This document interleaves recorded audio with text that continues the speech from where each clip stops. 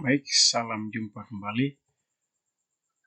Kali ini kita akan membahas soal PAS Matematika kelas 8 semester 1. Soalnya ada 5 nomor soal dengan bentuk uraian.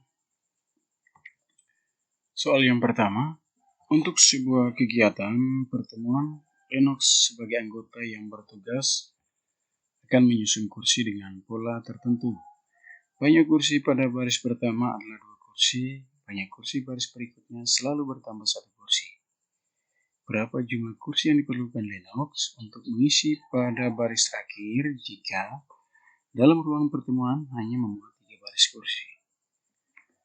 Baik, dilihat dari soal ini, maka ini adalah soal pola bilangan dalam bentuk cerita. Mana kita tahu bahwa matematika selalu berhubungan dengan kehidupan kita sehari-hari. Bagaimana cara memecahkan masalah ini? Yang pertama bahwa kita harus berpatok pada pernyataan yang ada di sini. Yang pertama, banyak kursi pada baris pertama adalah 2 kursi. Baik, kita langsung menyusun 2 kursi. Ya, ini adalah baris pertama sebanyak 2 kursi. Baris keduanya kita susun 2 kursi berdasarkan banyak kursi yang ada di depan. Ya, setelah itu kita lihat pernyataan apa yang berikutnya. Banyak kursi baris berikutnya selalu bertambah 1 kursi. Artinya bahwa baris berikutnya harus bertambah 1 kursi. Ya, sehingga dia akan berjumlah 3 kursi. Ini baris kedua 2 kursi, baris ketiganya selalu bertambah 1 sehingga dia berjumlah 3. Begitu juga dengan baris berikutnya. Sebelumnya kita baca dulu berapa jumlah kursi yang diperlukan Lennox untuk mengisi pada baris terakhir jika dalam ruang pertemuan hanya memuat 3 baris kursi. Artinya baris terakhir ini adalah baris ketiga ya. Baik, kita susun 3 kursi dulu berdasarkan baris sebelumnya. Setelah itu kita berpatok lagi di sini. Perpatokan pada pernyataannya ini yaitu menambahkan 1 kursi. Di sini dia bilang selalu bertambah 1 kursi. Oke. Ya. Kita bertambah 1 kursi dengan jumlah 4 kursi. Apa kita menyusun lagi pada baris berikutnya? Lihat. Baris ketiga adalah baris terakhir. Maka sampai di sini saja kita menyusun kursi. Kalau di sini sebanyak atau memuat 4 atau 5 kursi dan seterusnya, maka kita susun barisnya sebanyak apa yang disampaikan pada soal ini. Jadi jawaban dari pertanyaan berapa jumlah kursi yang diperlukan Lennox untuk mengisi pada baris akhir? Jawabannya adalah 4 kursi. Oke, next. Soal yang kedua.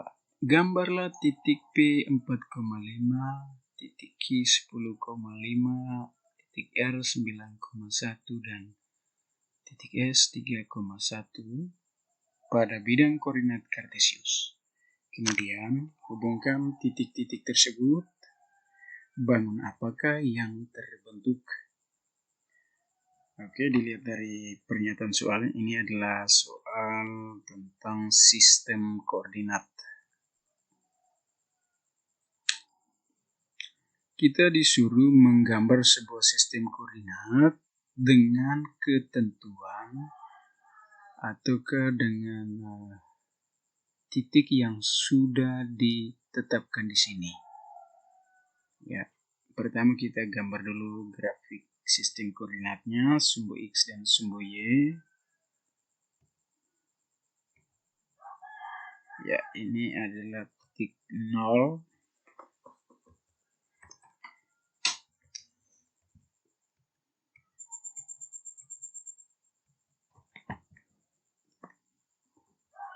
Ya, sekarang sumbu X dan sumbu Y-nya sudah kita gambar lengkap dengan masing-masing titiknya. Kita lihat pernyataan yang pertama, titik P 4,5.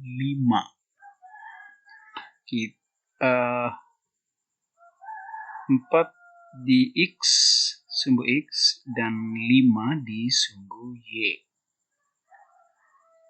Artinya bahwa kita harus berpatok pada poin yang keempat ini dengan poin yang kelima di sumbu Y. Ya, kita tarik garis ke atas sejauh 5 satuan sumbu Y. Oke, ya. Kita gambar titiknya, lalu jangan lupa tulis titik P 4,5. Lalu yang kedua, titik Q 10,5. Ya, titik Q 10,5. 10 di X dan 5 di Y.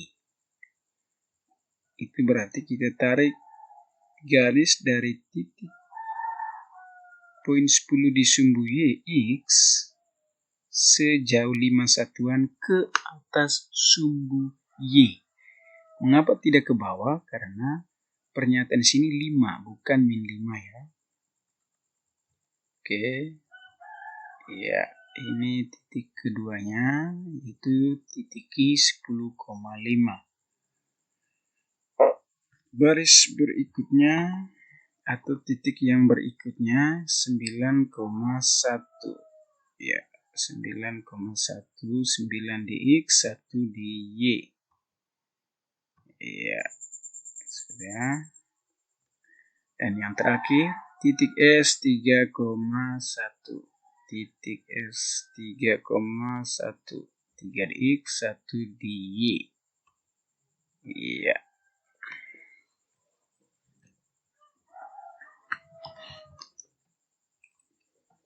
Kemudian, hubungkan titik-titik tersebut. Kita disuruh menghubungkan titik P, titik Q, titik R, dan titik S. Kita hubungkan, tarik garis, membentuk bangun apakah setelah kita tarik? Kita lihat. Ya, ternyata membentuk bangun jajar genjang. Ya, ini soal sudah terjawab. Semoga kalian paham. Kita next. Fungsi f didefinisikan dengan rumus fx sama dengan 1 kurang 2x dan daerah asalnya adalah min 2, min 1, 0, 1, 2, 3. Buatlah tabel dan grafik dari fungsi tersebut. Ini soal tentang relasi dan fungsi. Ya. Langkah pertama, kita disuruh membuat tabel dari soal di atas. Tabel yang pertama, tabel X dan tabel Fx. Ya, untuk menjawab soal ini, pertama kita membuat tabel X.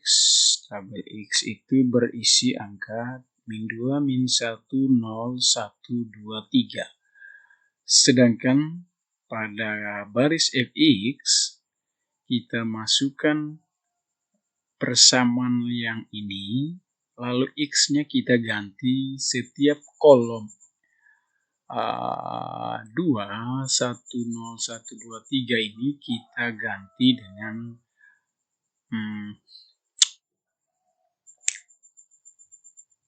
angka-angka yang ini ya.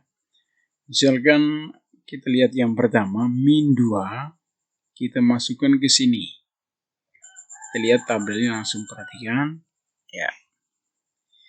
X memiliki kolom min 2, min 1, 0, 1, 2, 3. Ini berdasarkan soal. Setelah itu kita buat baris Fx-nya. Min 2, temannya ini adalah 5 ya. Temannya 5. Mengapa 5? Karena kita peroleh dari min 2 kita ganti dengan X di sini ya. X kita ganti dengan min 2 ya. Sehingga 2 kali min 2 ataukah min 2 kali min 2 itu adalah 4. 4 tambah 1, 5. Setelah itu baris min 1. X min 1. X-nya min 1. Berarti min 1 ini kita simpan di sini kalikan dengan min 2. Jadi hasilnya 2 tambah 1, 3. X 0. Ya, 0 kali min 2, 0 tambah 1, 1. X 1. 1 kali min 2, min 2. 1 tambah min 2, min 1. X 2. 2 kali min 2, min 4. Min 4 tambah 1, min 3. Jika X-nya 3, maka 3 kali min 2, min 6. Min 6 tambah 1, min 5. Dari hasil yang sudah ada di tabel di atas, kita buat grafik. Sumbu X, sumbu Y. Ya. Titik yang pertama, min 2,5. Ya, min 2,5. Ya. Min 2 dx dengan 5 dy. Ya, titiknya jangan lupa dikasih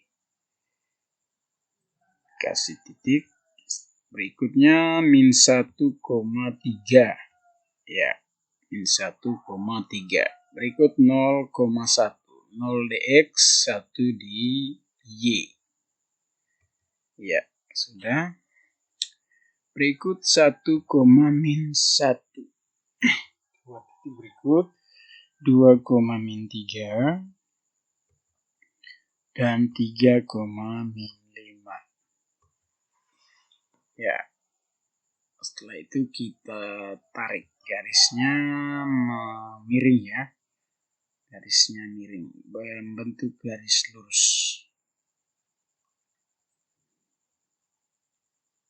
Oke, next. Soal yang keempat, tentukan persamaan garis yang melalui titik 7,2 dan sejajar dengan garis Y, garis yang melalui titik 2,4 dan titik 3,9.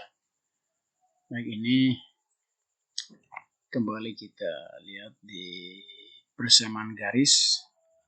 Materi persamaan garis di mana poinnya adalah sejajar dengan garis ya, melalui titik 2,4 dan titik 3,9 itu memiliki rumus yang berbeda dengan pembahasan sebelumnya. Baik, lihat titik 7,2 dan titik 7,2 dan M1 sama dengan 9 kurang 4 dibagi 3 kurang 2. 9 kurang 4-nya dari mana? Ya, M1 gitu berarti kan. M1 atau gradien itu M itu adalah Y2 kurang Y1 dibagi X2 kurang X1. Yang dimana hasilnya adalah 5. Karena kedua garis sejajar, maka M1 sama dengan M2. Ya, karena garisnya sejajar, ya, maka M1 sama dengan M2. Itu berarti M2-nya 5. Ditanyakan persamaan garis.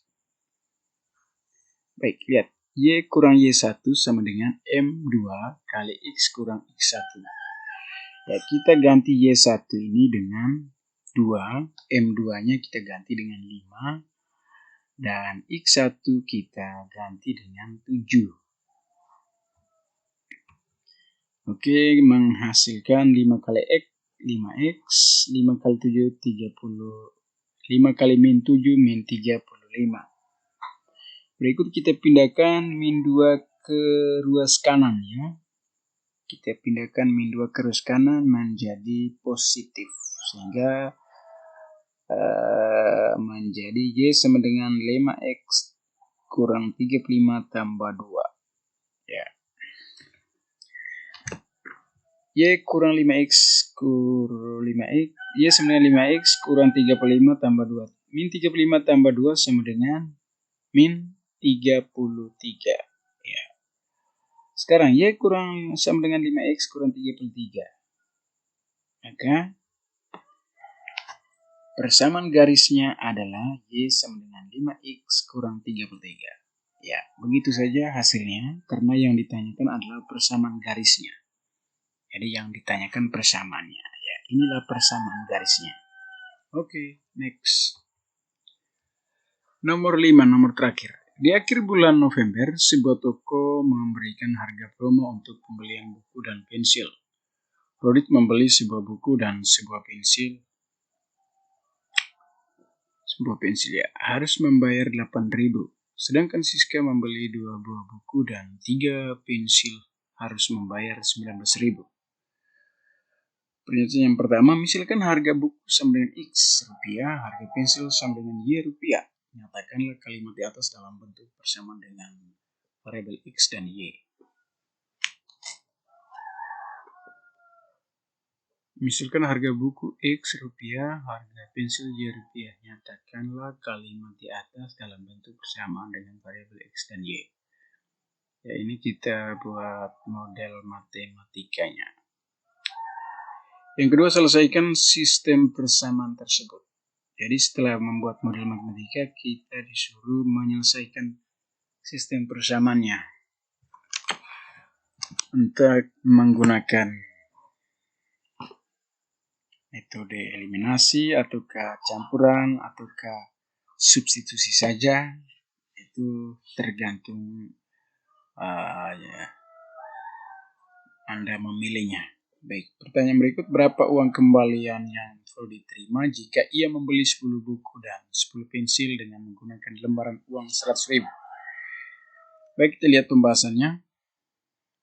Yang pertama, kita membuat model matematika. Rodit membeli sebuah buku dan sebuah pensil, harus membayar 8.000. Siska membeli 2 buku dan 3 buah pensil, harus membayar 19.000. Sesuai dengan pernyataan tadi bahwa kita buat pemisalan. Ya, pertama misalkan harga buku sama dengan X rupiah, harga pensil sama dengan Y rupiah.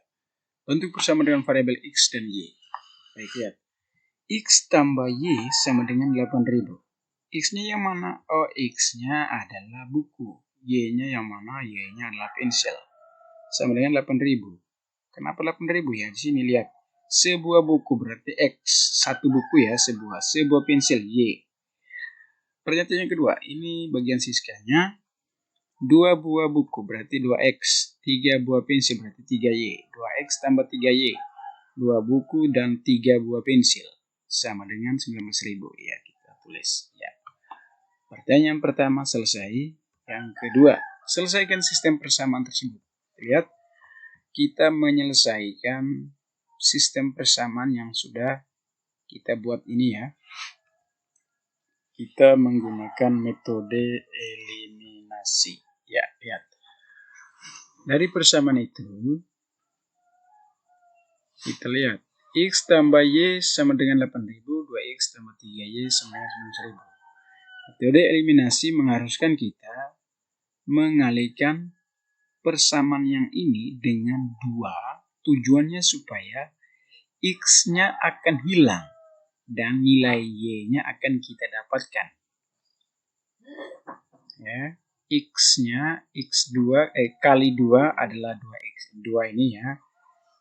Kali 1 karena kita ambil 1X di sini ya. Kali 2 kali 1. Baik. X kali 2 2X. Y kali 2 2Y. 8.000 kali 2 16.000. Yang kedua, 2X kali 1 2X. 3Y kali 1 sama dengan 3Y. 19.000 kali 1 sama dengan 19.000. Itu kita ini lupa ya. Ini seharusnya ada kolam gini.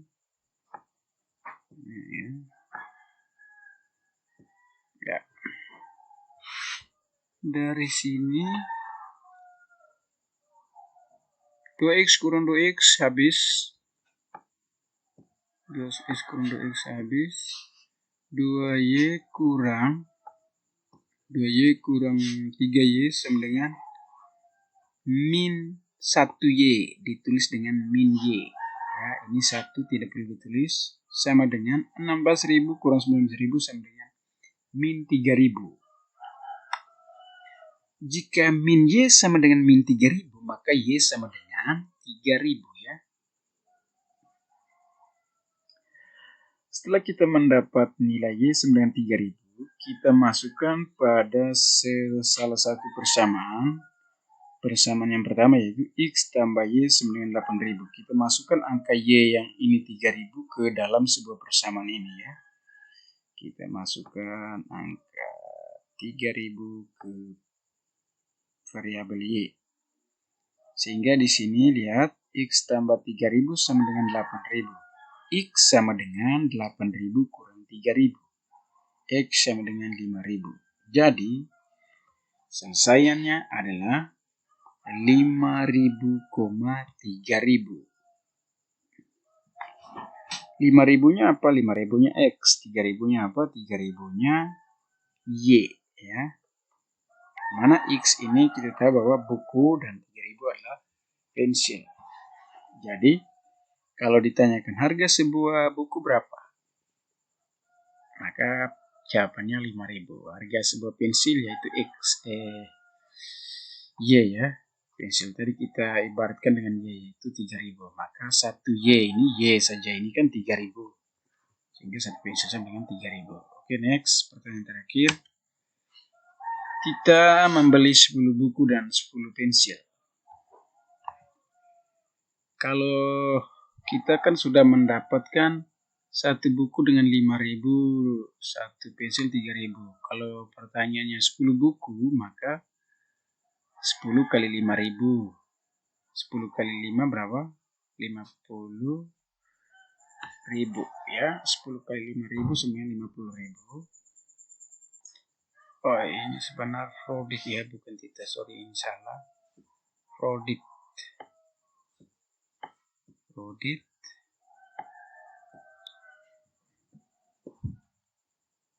Jika Rodit membeli 10 buku dan 10 pensil, maka bayarannya adalah 80.000, di mana 10 kali 5.000 harga sebuah buku sama dengan 50.000, dengan 3.000 harga sebuah pensil kali 10 pensil sama dengan 30.000. 30.000 tambah 50.000 sama dengan 80.000 ya. 80.000 ya. Maka uang kembalian yang Rodit terima adalah Rodit memiliki uang 100.000.